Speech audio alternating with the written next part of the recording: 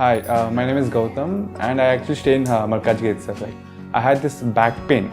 It's been 1.5 years. I have tried many treatments like chiropathy, oil massage, physiotherapy especially, but it didn't work out as much like what I expected. I strongly suggest homeopathy because నేను personally allopathy చాలా suffer అయినా.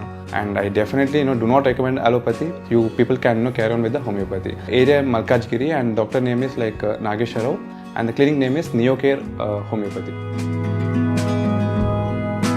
Om Namah Shivaya.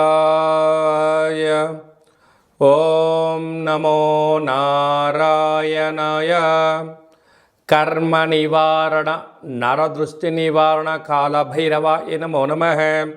Om Guru Aristetu Samprapte Guru Pujancha Karayet Guru Dhyanam Pravakshami Putra Pidopa Upashantaye Hari ఓం. మా ఛానల్కి స్వాగతం. చూస్తున్న వీక్షకులకు ప్రేక్షకులకు ప్రియ కాళభైరవ భగవద్బంధులకి స్వాగతం పలుకుతూ మమ్మల్ని ఎంతగానో ఆదరిస్తూ ఉండబడినటువంటి ప్రియ సోదరీమణులు అందరికీ కూడా దేవగురు బృహస్పతి యొక్క ఆశీస్సులను కోరుకుందాం. నర్మదా నది పుష్కర సందర్భంగా గురు భగవానుడు మేషరాశిలో నుంచి వృషభ రాశిలోకి సంచారం చేయడం జరుగుతుంది. మే 1వ తారీఖు 2024 నుండి ఏడాది కాలము వృషభ రాశిలో గురు భగవానుడు సంచారం చేయడం జరుగుతుంది. అంటే దేవగురు బృహస్పతి అనగా దేవతలకే గురువు కనుక ఒక్కొక్క నదికి ఒక్కొక్క సంవత్సరం పుష్కరం రావడం జరుగుతుంది. అలాగా ఆ నదికి మళ్ళీ తిరిగి 12 సంవత్సరాలకు పుష్కర స్నానం చేయడం జరుగుతుంది. కనుక ఈ నర్మదా నదికి 12 సంవత్సరముల తర్వాత గురువు అక్కడ వృషభ రాశిలో సంచారం చేయడం వల్ల నర్మదా నదిలో పుష్కరాలు జరుగుతున్నాయి. కనుక ఈ యొక్క నర్మదా నది ఎక్కడ పుడుతుంది అయ్యా అంటే మధ్యప్రదేశ్లోని అమర్కంట్ అనే ప్రాంతంలో జన్మించి ఆ మధ్యప్రదేశ్ అంతా ప్రవహిస్తూ ఓంకారేశ్వర జ్యోతిర్లింగేశ్వర క్షేత్రంగా అక్కడ ప్రవహిస్తూ తదనంతరము అనేక నదులలో కలిసి సముద్రాల్లో కలవడం జరుగుతుంది. కనుక మనమందరము కూడా పుష్కర స్నానాన్ని ఆచరిద్దాం. ముక్కోటి దేవతలు స్నానం చేయడానికి వస్తారు కనుక వారి ఆశీస్సులు మనం కూడా పొందుదాం. గురువు యొక్క ఆశీస్సులు మనం కూడా పొందుదాం. కనుక వీలైనంత వరకు మనిషికి కింద 16 పనులు పైన 16 పనులు ఎలా ఉంటాయో వీలైతే 32 పుష్కర స్నానాలు చేయడం యోగం. కుదరలేదు కనీసం 16 షోడశ అంటారు. దైవోపచారము, శక్తి ఉపచారము, భక్తి ఉపచారం, మన ఉపచారము 4 నలుగులు కలిపితే 16 ఎలా అవుతాయో షోడశ అనగా గురువు యొక్క సంఖ్య కూడా 16 అనేది ఉంటుంది. వీలైనంత వరకు మనం పుష్కర స్నానాలు చేద్దాం, ఆధ్యాత్మిక చింతనను పొందుదాం.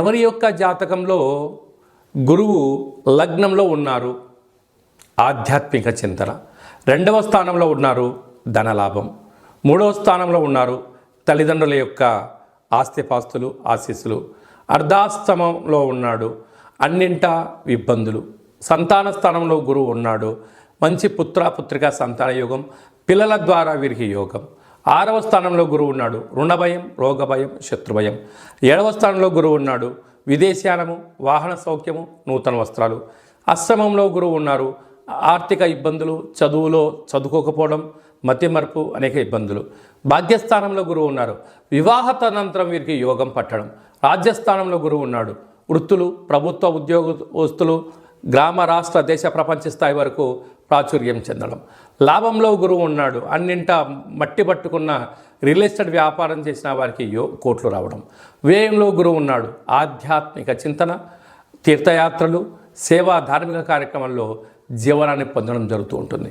కనుక మన యొక్క జాతకంలో గురువు ఎక్కడ ఉన్నాడో తెలుసుకొని ఎలాంటి విధిలను పాటిస్తున్నాడు, ఈ ప్రస్తుత కాలమాన ప్రకారంగా గ్రహ గమనాలను అనుసరిస్తూ గురువు యొక్క శక్తి పొందగలగాలి అన్నట్లయితే ప్రతిరోజు ఉదయము ఇంటిని శుద్ధి పెట్టేటువంటి కాల సమయంలో చిటికెడంత పసుపు వేసి తుడిపించడం, పూజా మందిరంలో పసుపుతో అష్టదళ పద్మాన్ని వేయడం, ప్రతిరోజు ఇంట్లో బెల్లాన్ని నైవేద్యంగా పెట్టడం, చక్కెర పొంగలి లాంటిది నైవేద్యంగా ఏర్పాటు చేసి భక్తులకు ప్రసాదంగా పంచడం, ప్రతిరోజు ఒక పని మీద మీరు బయటికి వెళ్ళేటువంటి కాల సమయంలో సింహద్వారాల పైన 2 ఆవు పాలను కానీ బర్రె పాలను కానీ నీటి పాల చుక్కలు వేయడం.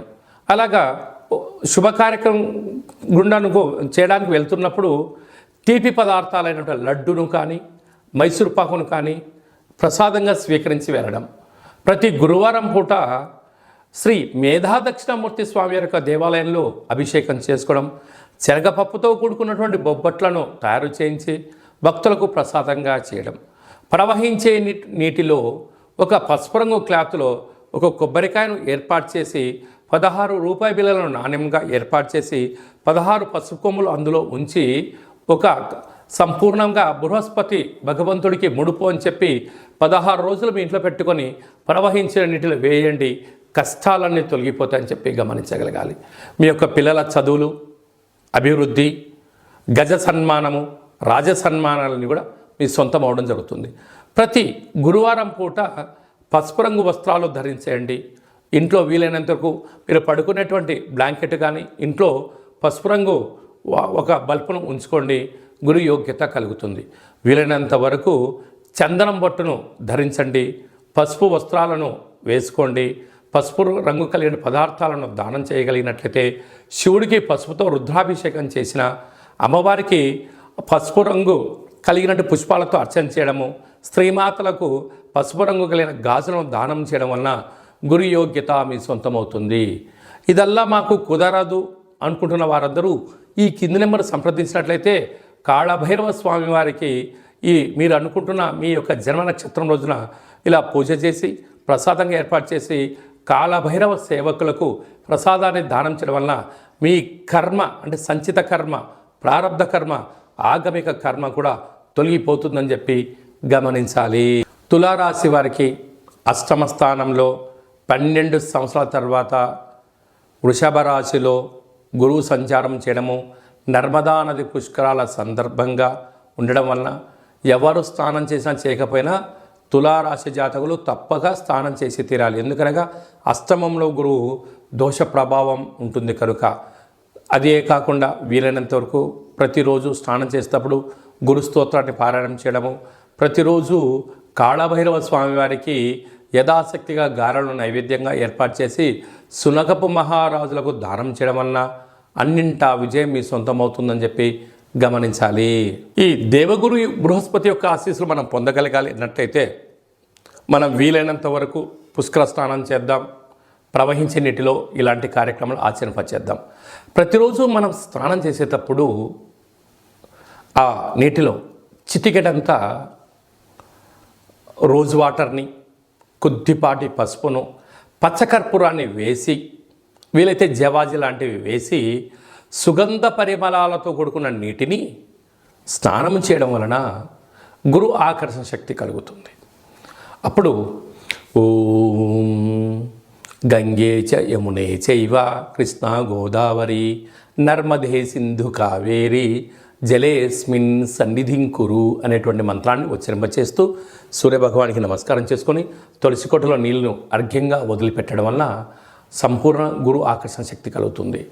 అలాగనే ఇంకనూ మనం శక్తి సంపాదించగలగాలి అన్నట్లయితే ఈ యొక్క పాత్ర కంచు పాత్ర, స్వర్ణాకర్షణ అంటే సువర్ణము అనగా బంగారు. బృహస్పతి బంగారుకు ప్రతిరూపం అవడం వలన ఈ యొక్క అక్షయ పాత్రను మనం ఇంట్లో పెట్టుకొని ప్రతిరోజు పూజ చేసిన తదనంతరము ఇలా శబ్దం చేయడం వలన ఓంకార శబ్దం రావడం జరుగుతుంది.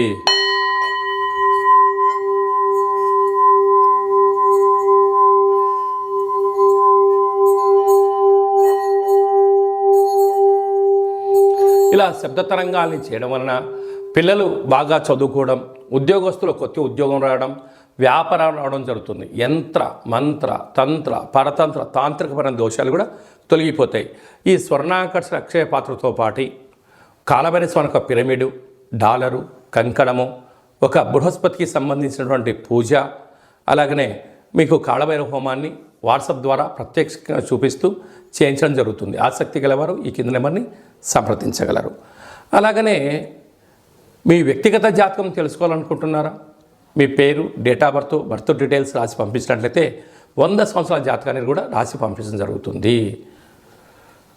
సంపూర్ణమైనటువంటి బృహస్పతి యొక్క ఆశీస్సులు ఇంకొంచెం కలగాలి అన్నట్లయితే పుష్కర స్నానం చేయగలిగితే చేయండి. చేయలేనటువంటి వాళ్ళు ఎవరైనా ఉన్నట్లయితే ఈ కింది నెంబర్ని వాట్సాప్ ద్వారా సంప్రదించగలిగినట్లయితే మీకు పుష్కరుడి యొక్క పూజా కార్యక్రమాలు, గతించిన పెద్దవారి యొక్క గోత్రాలను పంపించగలిగినట్లయితే వారికి అక్కడ పిండ ప్రదానాలు ఆ కార్యక్రమం ఏర్పాటు చేయించి ప్రసాదంగా కూడా ఏర్పాటు చేయడం జరుగుతుంది. పెద్దవారి యొక్క ఆశీస్సులు మనకు శ్రీరామ రక్ష అని చెప్పి గమనించాలి. అందరికీ దేవగురు బృహస్పతి యొక్క ఆశీస్సులు ఉండాలని కోరుకుంటూ ఆశీర్వచనం. ఓం రాజాదిరాజాయ ప్రసహ్య సాహినే నమో వయం వై శ్రవణాయ కుర్మహే సమే కామాన్ కామకామాయ మహ్యం కామేశ్వరో వై శ్రవణో యదదాతు కుబేరాయ వై శ్రవణాయ మహారాజాయ నమః. ఈ వీడియో మీకు నచ్చినట్లయితే లైక్ చేయండి, షేర్ చేయండి, మా ఛానల్ని సబ్స్క్రైబ్ చేసుకోండి. మేము చేస్తున్న వీడియోలు మీకు ముందస్తుగా నోటిఫికేషన్ రావాలి అంటే గంట సీమలో ప్రెస్ చేయండి, ఆల్ అనే బటన్ కూడా తెలియచేయండి. ఈ భక్తి సమాచారాన్ని మీరు ఎవరికైతే మీ క్షేమాన్ని ఎవరైతే కోరుకుంటున్నారో లేదా మీ క్షేమాన్ని ఎవరైతే కోరుకుంటారో వారికి ఫార్వర్డ్ చేసి భగవంతుడి యొక్క ఆశీస్సులు ఉచితంగా పొందగలరు.